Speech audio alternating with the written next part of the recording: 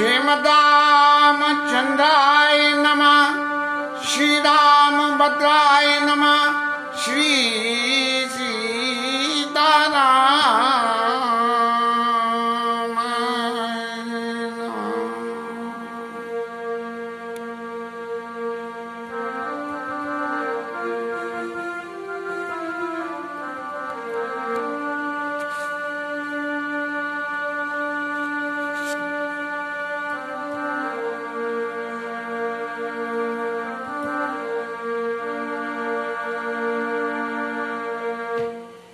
कल के विश्राम में लोग बाग अपनी अपनी व्याख्या कर रहे हैं, अपने अपने मंत्र और अपने अपने विचार और अपनी अपनी भावनाओं को व्यक्त कर रहे हैं। और इसी भावना में किसी ने कह दिया कि भरत जी की सम्मति है इसमें, और दूसरे ने ये कह दिया कि चाहे कुछ भी हो जाए, सब कुछ असंभव संभव हो जाए, लेकिन भरत जी कभी भी राम जी के प्रतिकूल कोई काम नहीं कर सकते हैं। अब इसमें आगे चलते हैं तो एक विधात दूषण देई, सुधा दिखाई दीन विष देई। कुछ लोग भगवान को ही दोष देने लगे, बोले पहले तो उन्होंने जो है अमृत दिखा दिया और फिर जो है हमको जो है विष दे दिया। और खरवर नगर सोच सब कहाऊ, दुसह दाव उर मिटाऊ छाऊ। सब लोगों के हृदय में हलचल हो गई है और ऐसी स्थिति हो गई कि दुसह दाह हो गया, ऐसा अंतर्मन जलने लगा है कि पता नहीं जाने कितनी जो है बात खोटी हो गई। क्योंकि ये एक ऐसा सुख है कि राम राज्य का सुख होते होते ही कैकेयी राज्य का सुख मिलने की जो उम्मीद बंधी, हालांकि कैकेयी राज्य हुआ नहीं, लेकिन लोगों के चित्त में बहुत ही ज्यादा इस बात की विपत्ति अनुभव होने लगी। तब क्या हुआ कि जब कभी समाज में ऐसी ऐसी बातें हो जाती हैं, जिन बातों के लिए कोई व्यक्ति अपने घर परिवार के लोगों का कहा न मानता हो, तो फिर कुछ बाहर के लोगों से आशा लिया जाता है और उनसे कही जाती है कि भाई तुम ये समझा के देखो। तो ऐसे ही प्रवासियों ने आपस में मिलके विप्र बधो कुल मान्य जठेरी, जे प्रिय परम कैकेयी केरी। ब्राह्मणों की पत्नियां जो उम्र में बड़ी थी उनको, और कैकेयी को बहुत अच्छी लगती थी, उन सबको जाके बोला कि भाई अब आप लोग जाओ और अपनी कैकेयी भैया को कुछ तो समझा के कहो, भाई आपकी तो बड़ी प्रीति है उनसे, जरा कुछ समझाओ तो सही कि पूरे शहर को, पूरे राज्य को ये दुख देने के लिए ऐसी लीला क्यों हो रही है। और लगी देन सिख शील सराही, बचन बाल सम लागई ताई। उसके शील का वर्णन करने लगी। अरे तू तो बहुत अच्छी है, तेने कभी ये भी नहीं करा, सोच का व्यवहार कभी नहीं करा, कभी कुछ नहीं हुआ, फिर ऐसा कैसे हो गया, ये तेरे मन में बात कैसे आ गई, और ये इस तरह की बात तू क्यों कर रही है। ऐसी अच्छी सीख देने लगी, लेकिन कैकेयी को तो वो बिल्कुल ऐसी लग रही जैसे कि उसके कोई बाण लगा गया हो। भरत न मोहि प्रिय राम समाना, सदा कहैया सब जग जाना। पूरा जगत जानता है कि तू राम जी को कितना प्रेम करती है, जितना भरत को नहीं करती है, और तू कहती भी थी, और सब संसार भी ये जानता है। फिर करऊ राम पर सहज स्नेहू। अरे तुम सहजी स्नेह करती थी। एक तो स्नेह अपनायत के नाते होता है कि भाई हमारा पुत्र, इसलिए एक स्नेह होता है, और दूसरा स्नेह होता है कि ये बच्चा देखो कितना चतुर है, कितना सुंदर है, कितना समझदार है। इन बातों के लिए जब स्नेह व्यक्ति के जीवन में पैदा होता है तो वो सहज स्नेह कहलाता है। करऊ राम पर शेष नेऊ और कई अपराध आज बन देऊ। आज क्यों बन जाने की कह रही हो जब इतना सहज स्नेह करती हो। कोई व्यक्ति किसी के ऊपर सहज स्नेह करता हो और फिर वो कोई उसके विपरीत बात करे तो ये विचारणी बात तो हो ही जाती है कि भाई आखिर ऐसा क्या खेल हो गया है। कबऊ न कियऊ सबत आरेशु और प्रीत प्रतीत जान सब देशु। कभी स्वत का झगड़ा करा नहीं और तुम लोग तीनों की प्रीति इतनी अच्छी है और ये पूरा सब लोग जानता है कि म्यूचुअल अंडरस्टैंडिंग कितनी अच्छी है। फिर भी बोले कौशल्याव काहू बिगारा तुम जई लागे वज्रपुर पारा। अब भैया कौशल्या ने तुम्हारा ऐसा क्या बिगाड़ दिया जिसके लिए तुम पूरे अयोध्या के ऊपर में ये वज्र हादसा कर रही हो। ऐसी क्या बात हो गई है कि तुमने जो है कौशल्या को दंड देने के लिए पूरे नगर को दंड दे रही हो। अब यदि तुम मेरी हम लोगों की इन बात को नहीं मानती हो, इन बातों को और नहीं मानती हो तो हम लोग इससे आगे का परिणाम तुम्हें और बता देती है। तुम तो ये समझ रही हो कि तुमने राम को वनवास मांगा है, लेकिन वो वनवास अकेला राम को ही नहीं है, वो और लोगों को भी है। कैसे? सिया की पिय संग परी लखन की रही राज की भो जब भरतपुर नप की राम। अब तुम हमारी एक बात सुन लो, सीता जी राम जी का संग नहीं छोड़ेंगी। कैकेयी ने दशरथ जी का संग नहीं छोड़ा, सीता जी राम जी का संग कैसे छोड़ेंगी। लड़ाई में लड़ने मरने गई, देवासुर संग्राम में तो भी जो कैकेयी संग में गई और वही सब हत्या का कारण बन गया। तो सिया के पिय संग परिहरई वो उनका संग नहीं छोड़ेंगी। और लखन की रही यही धाम, लक्ष्मण जी महाराज जो है वो घर पे नहीं रहेंगे। घर पे नहीं रहेंगे तो क्या करेंगे? कोई लक्ष्मण जी तो बचपन में जब छोटे थे राम जी के पास सुला देते थे तो उनका अंगूठा चूसा करते थे पैर का। जिसकी इतनी भक्ति हो वो आदमी बिना उसके कैसे रुकेगा। तो लखन की रही यही धाम और राज की बूंद जब भरतपुर। तुम क्या समझ रही हो भरत राजा हो जाएंगे? नहीं।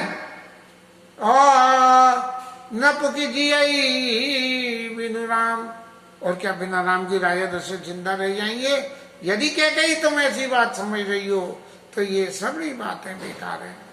तो ये जो तुम्हारी हट है ये बिल्कुल बेकार है और उन सब का परिणाम ऐसा हो जाएगा कि जिसके लिए तुम्हें पीछे बहुत पछताना विचार है। फिर तो क्या करो? बोले अस विचार और छाड़ो कोहू। तुम्हारे हृदय में यदि किसी भी तरह का क्रोध है तो उसको छोड़ दो और शोक कलंक कोक जनी हो। शोक रूपी शोक कलंक कोक जनी हो। जैसे चंद्रमा नहीं शोक कलंक कोटि जनी हो। करोड़ों कलंकों का जो है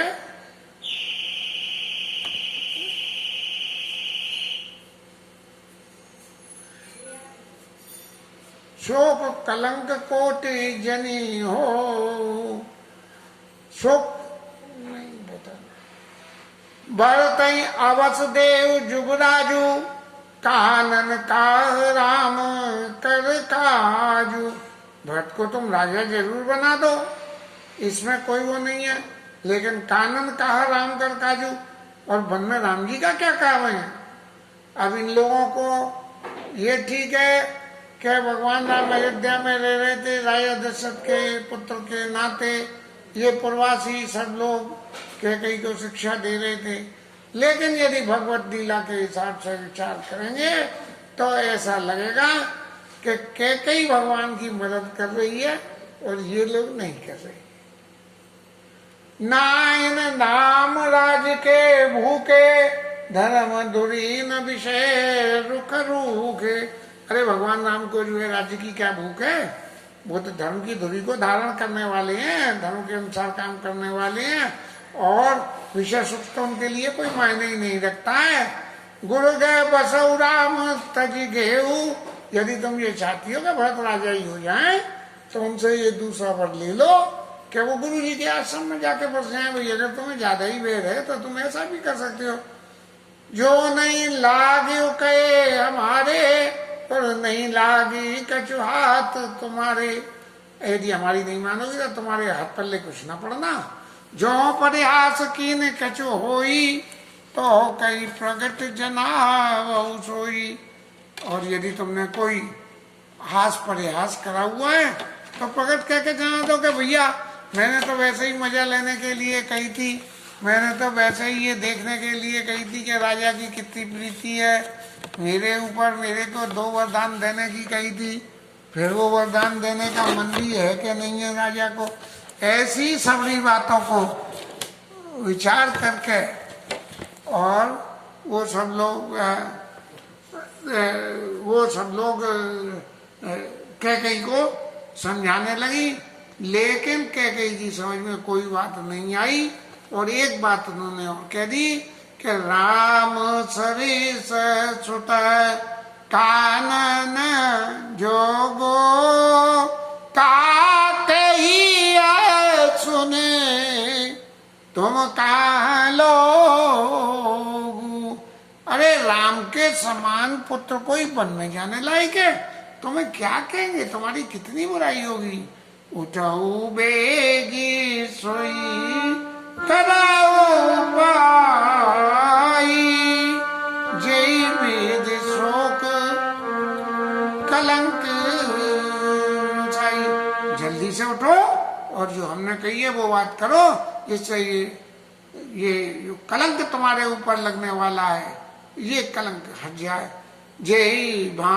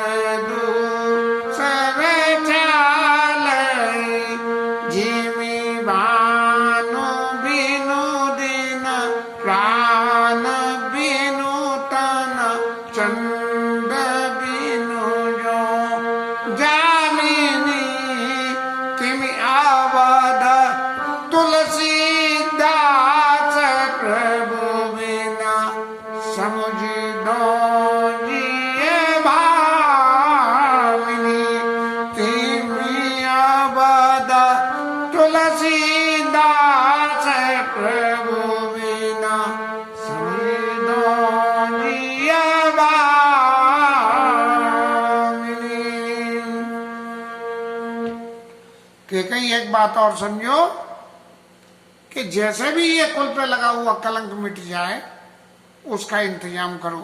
और क्या करना कि राजा के पास जाके और कोई बात बन के बारे में विचार करके ये प्रसंग छोड़ देना और छेड़ देना और फिर उनसे ये कह देना।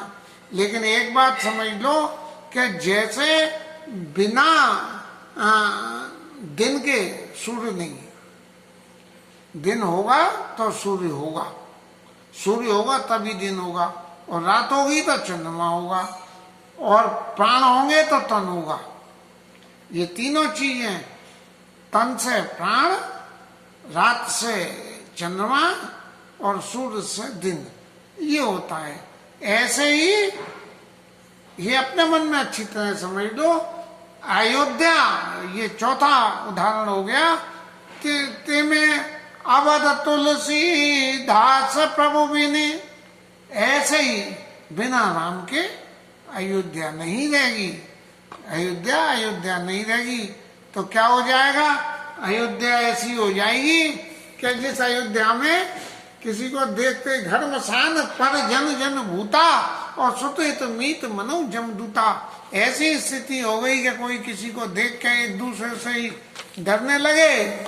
और क्या कहें इस बात को कि जो लोगों की स्थिति हुई थी, इस स्थिति का वर्णन करने में सक्षम होने के लिए तो बहुत कुछ गणित की जरूरत होती है, क्योंकि जब दुख पड़ता है तो दुख की व्याख्या, सुख की व्याख्या तो हम अत्यधिक सीमा लेके कर देते हैं, लेकिन दुख की व्याख्या नहीं कर पाते हैं।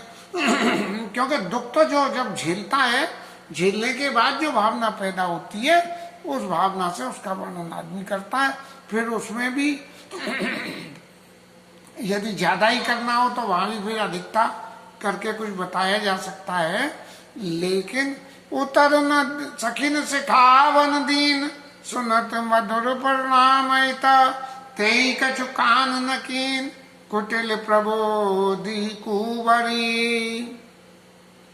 उन्होंने तो बहुत अच्छी सीख दी और जिसको सुनने में अच्छी लगे और परिणाम में सुख दो, लेकिन उसके कोई असर नहीं हुआ। क्यों? कि वो कुटिल प्रबोधि कुंवरी, कुंवरी ने उन्हें पढ़ाया था। अब कुंवरी मैया के में तो एक गुण ज्यादा होता ही है, तो वो जो एक गुण ज्यादा था उस गुण की वजह से, कुंवरी मैया के दिए हुए उस गुण की वजह से वो किसी की भी बात असर नहीं कर रही थी। इतनी कोट कुटिल माने गुरु पढ़ाई, करोड़ों कुटिल लोगों की गुरु की पढ़ाई हुई थी। तई कछु कान न कीन, कुटिल प्रबोधि कुंवरी। उतर न दे दिशा रुस रूकी, मगन चितब जन भागिन भूखी। उन्हें कैसे खेकई झांक रही है, जैसे भूखी शेरनी है, उनको देखे ऐसे। और व्याधि असाधि जान तिन त्यागी, चली कहत मति मंद अभागी।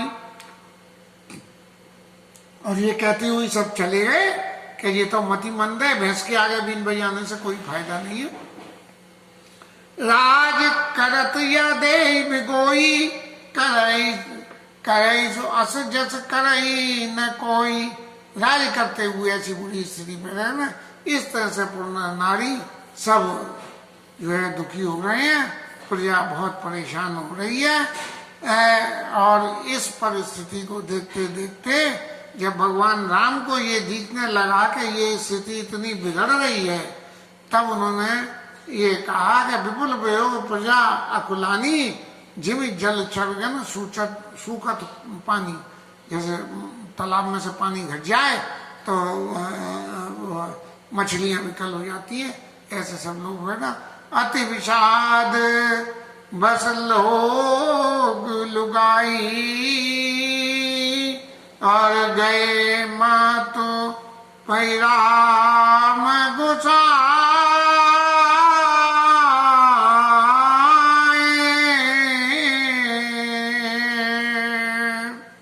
सब लोग अत्यंत विषाद में हो रहे हैं और भगवान राम कौशल्या मैया के पास में गए। मुख प्रसन्न तन चौगुन चाऊ, मिटा सोच जनु राखे राहु। ऐसा लगने लगा कि कहीं ऐसा तो नहीं है, मन में तो बड़ा रोष हो रहा है कि भाई जिस मन में तो बड़ा सुख हो रहा है कि मैं जिस काम के लिए आया हूं, उन सब काम की सहायक कैकई मैया बन गई। और जैसा उनसे समझौता हुआ था, उस समझौते के अनुकूल सबरी उन्होंने लीला पूरी कर दी। और इस सब लीला पूरी को होकर मेरे बन जाने का समय आ गया, तो अब मैं जाके कौशल्या मैया के पास में उससे आज्ञा और ले आऊं, क्योंकि कौशल्या मैया तो बहुत ही अतिशय समझदार है। और उसने तो पहले ही वरदान में ये मांग लिया था कि मेरी मति में कभी भी ऐसा भ्रम न हो कि आप मेरे पुत्र, लौकिक जगत में पुत्र करके मानो, लेकिन आप तो तुम ब्रह्मांड जनक जग स्वामी भ्रम सकल अंतर्यामी, सबके अंदर बसने वाले ब्रह्म हो, मैं ऐसा ही तुमको मानने लगूं। लेकिन लौकिक जगत में रह के संसार में जो प्रेम की प्रथा है उसका मैं निर्वाह करूं। तो नव गयंद रघुवीर मन लाज अलान समान छूट जान बन गवान सुनी और आनंद अधिकान। राम जी के मन में कैसा सुख हो रहा है, जैसे कि कोई राज्य बाण के समान हो, और बाण को धनुष पर चढ़ा के ना खींच के छोड़ दो तो सरस से भगता हुआ चलता है ना, नव गयंद रघुवीर मन।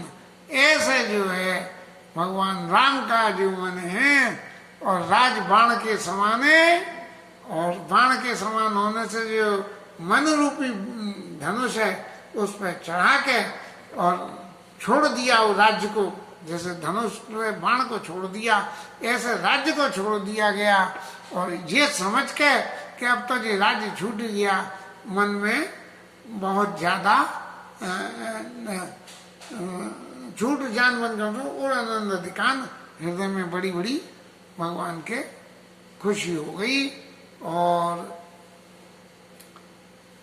आगे के प्रसंग में तो कुछ थोड़ी सी लंबाई ज्यादा ही बढ़ जाएगी, इसलिए आज तो यही विश्राम लेंगे, थोड़ा हरि नाम कीर्तन ज्यादा कर लेंगे।